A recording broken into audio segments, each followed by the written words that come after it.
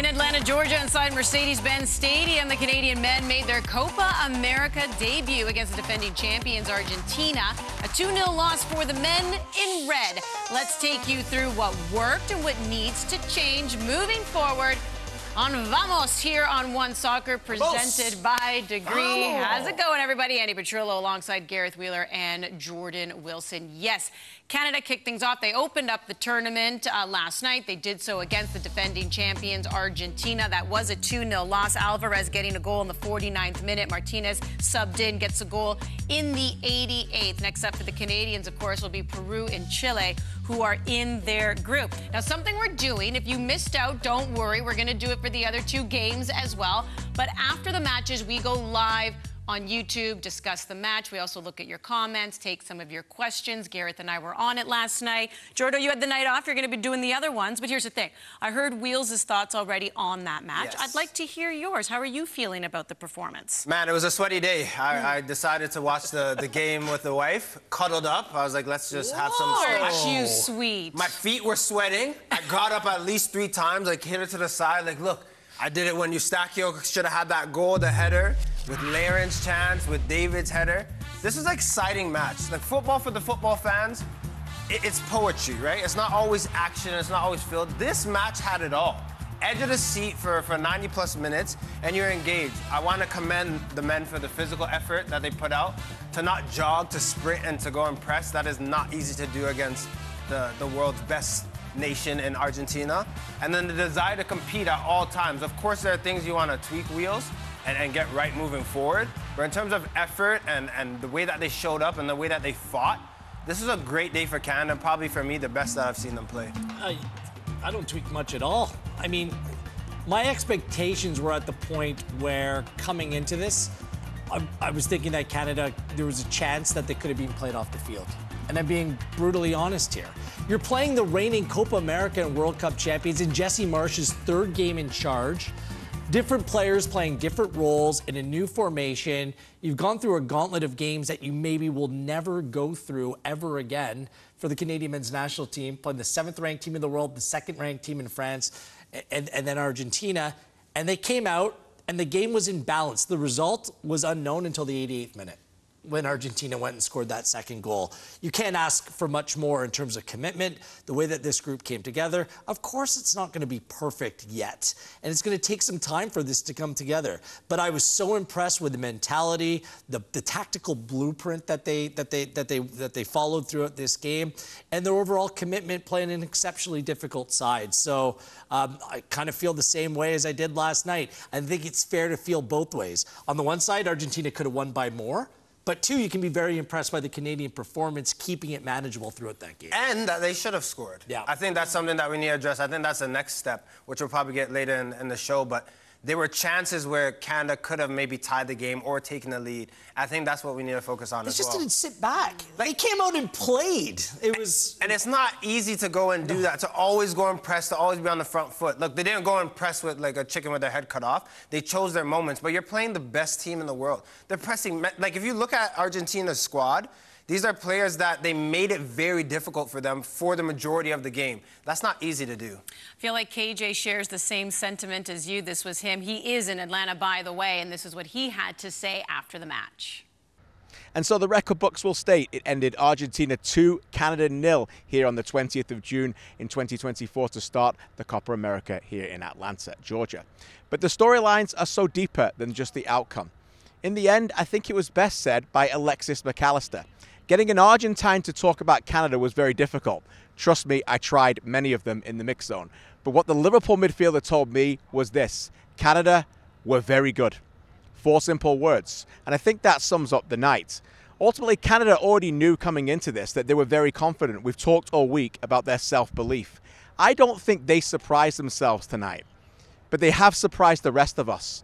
Their internal belief was there for a reason, and they spoke it and they backed it up on the pitch. Look, it's easy to say in the end it's a defeat, it's a moral victory, maybe, and again, we should be thinking better than that. But let's remember who they played tonight. They played the Copa America champions and the World Cup champions.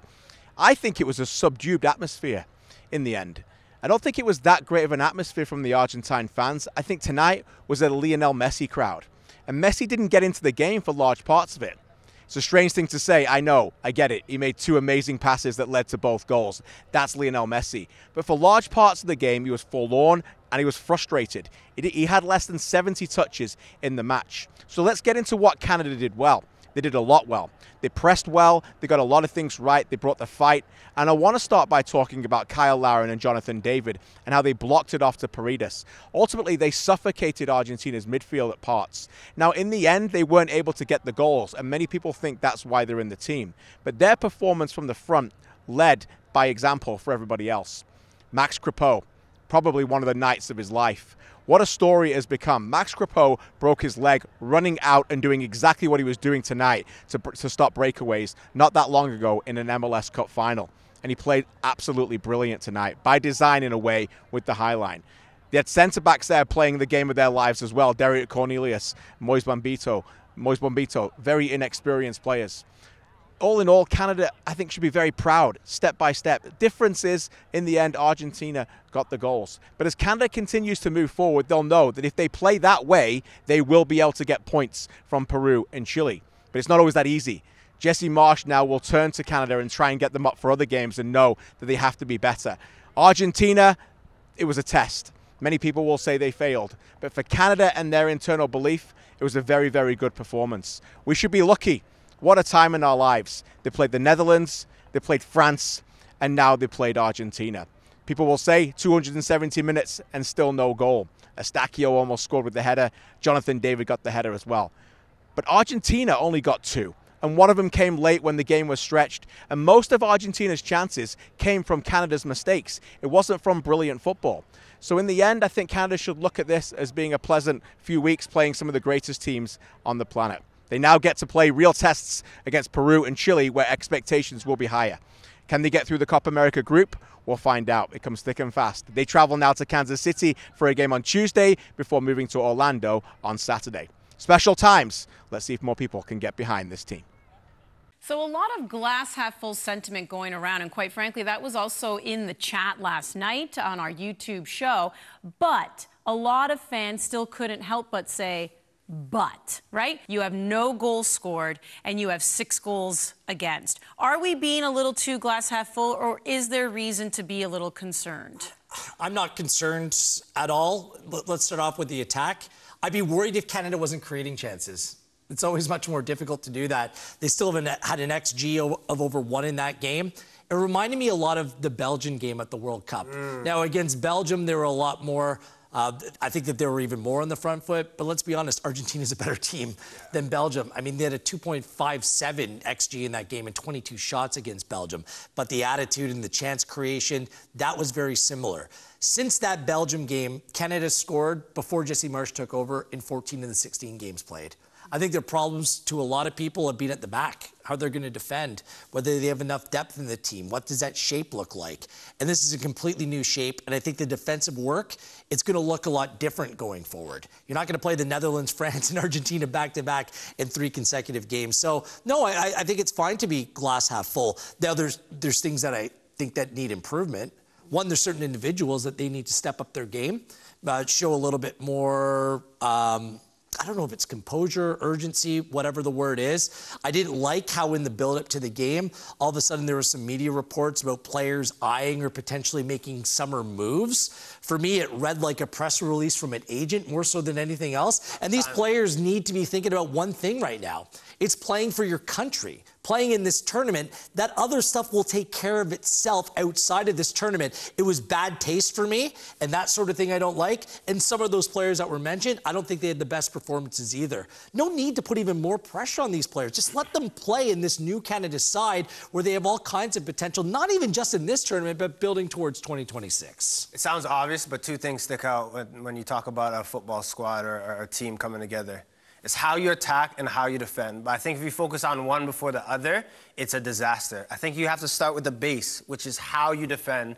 And that is what Jesse Marsch has come in with. How you want to get the ball back from the other team. How do you want to keep them away from your box. And now the next bit, which will be the attack. I think Canada have the players to do it. It's just about being a more cohesive unit going forward. But now this is the time to do that. Against Peru, against Chile, this is the time to really go and score and get results from that squad. The word I was looking at, instinctive. Yeah. Like Argentina in their attacking third ending, class players, but a lot of it's instinctive, like without thought, boom, that's where the ball's going. Canada's just taking that extra second or two to make up their mind where they're going to go. This will come. It's a brand new system, so just give them time. They just need to play some more games and they'll be okay. We're going to talk a little bit more about that system when we come back as well. The high press. We did see a lot of breakaways as well for Argentina. We'll discuss that shortly. But just a reminder, Sunday, we still have Canadian Premier League action right here on One Soccer, the home of the CPL. It's the Tony Bet game of the week. You have Vancouver playing Halifax Wanderers, 6:30 p.m. Eastern Time. We'll be hearing from the gaffer, Jesse Marsh, when we return. You are watching Vamos on One Soccer, presented by Degree. A 2-0 loss to Argentina to open Copa America.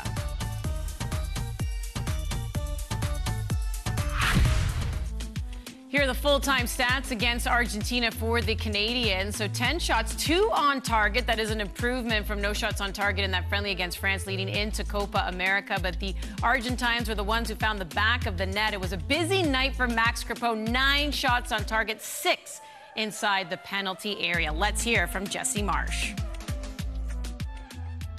Yeah, in general, look, the crowd wasn't that as into it as I thought they were going to be, and I think partly because our performance was good, and it took them a while to get into the match because we didn't give much away, and our defensive stability was one of the reasons why. So, you know, it would obviously if we could have even against France, if we could find the lead. If we get in the Dutch in the first half, if we could find the lead, then we would maybe be able to see how we can hold up in that kind of pressure. But we're, you know, and we're performing better than I hoped, but we're making more simple mistakes than I had hoped. You know, look, I think our organization in all phases of the game was pretty good. So tactically, I think the connections and the understanding of how everything fits together was like an 8 out of 10 for me, but it needs to be a 10 out of 10. And then some of our aggressive moments where we were closing balls and eliminating the space, you know, eliminating space for Messi at certain times, again, was somewhere like a 7, 8 out of 10.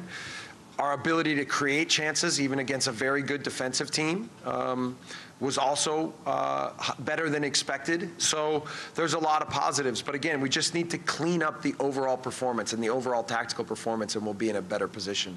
Now, I wish, again, the referees would manage that. If we were 5 minutes late, we'd get a fine. There'd be a big problem. Let's see what happens with Argentina. I think they have to be fined. How late were they? Was it 20 minutes? 30?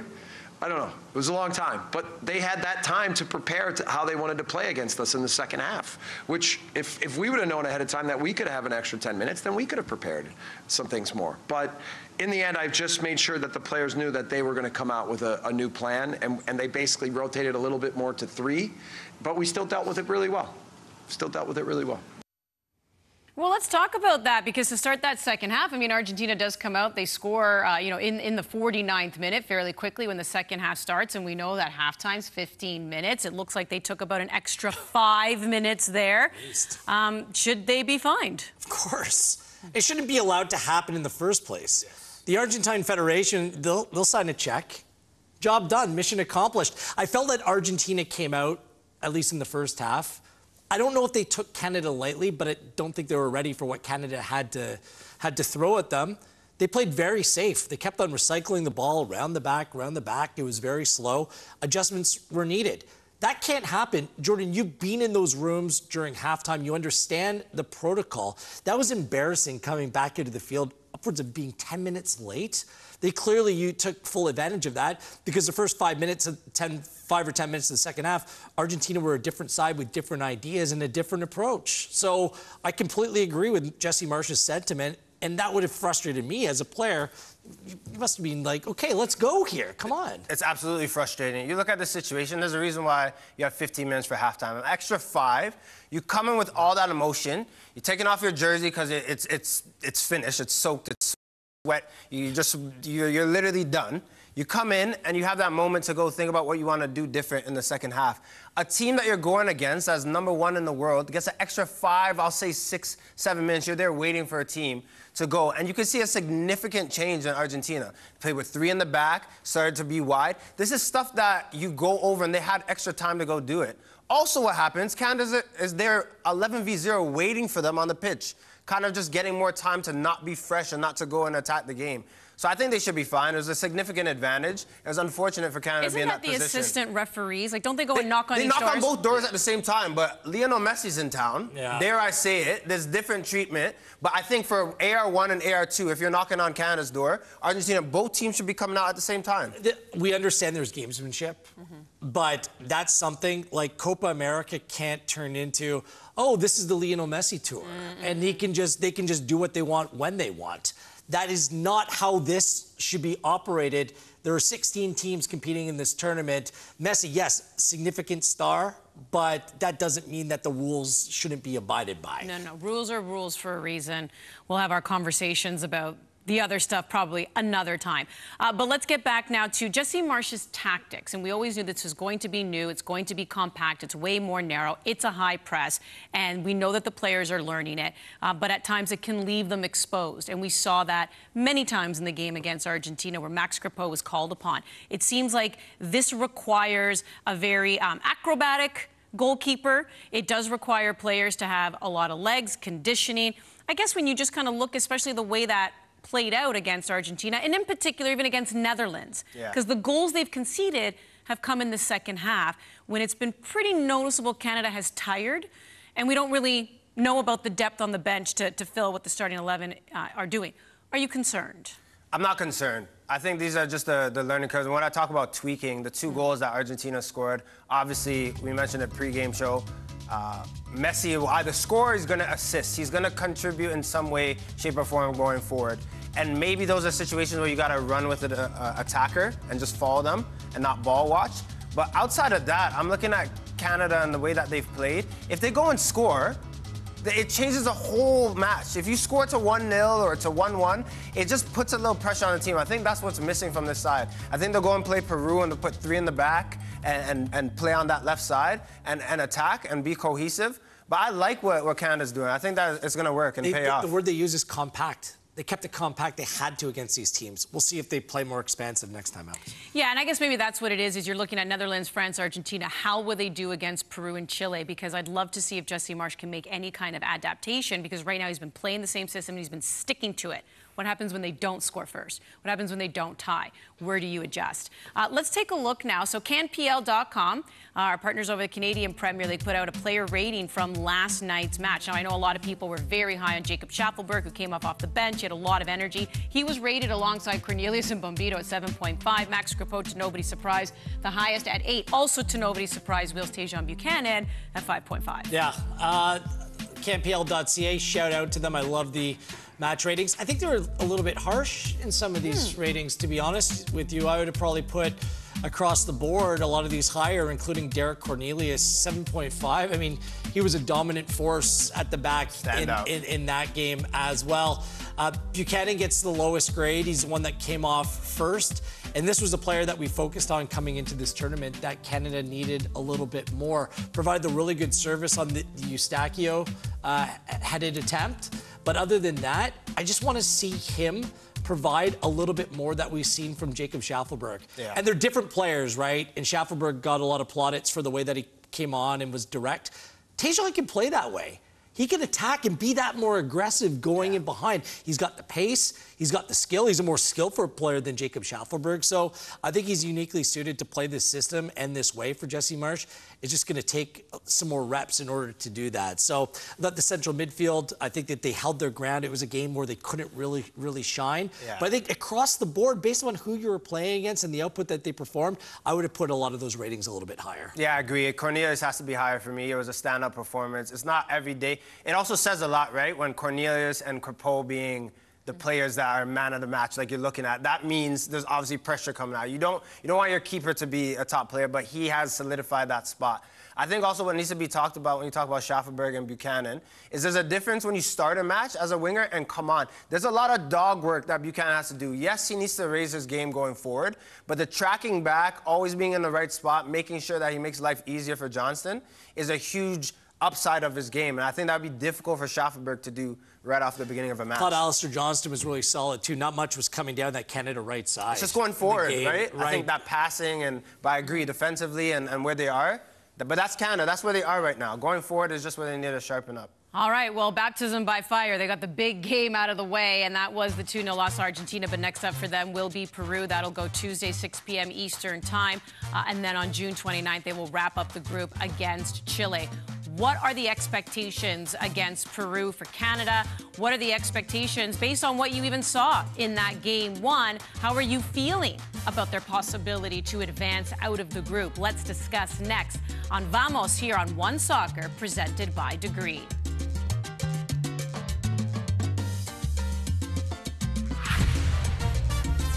Live after each of their group stage matches. We went live last night. Garrett figured out how to access the comment section. How exciting was that for you? I didn't know. You didn't know where to find all your lovely comments. They were great comments last night, some great questions as well. So we'll do it again after Peru.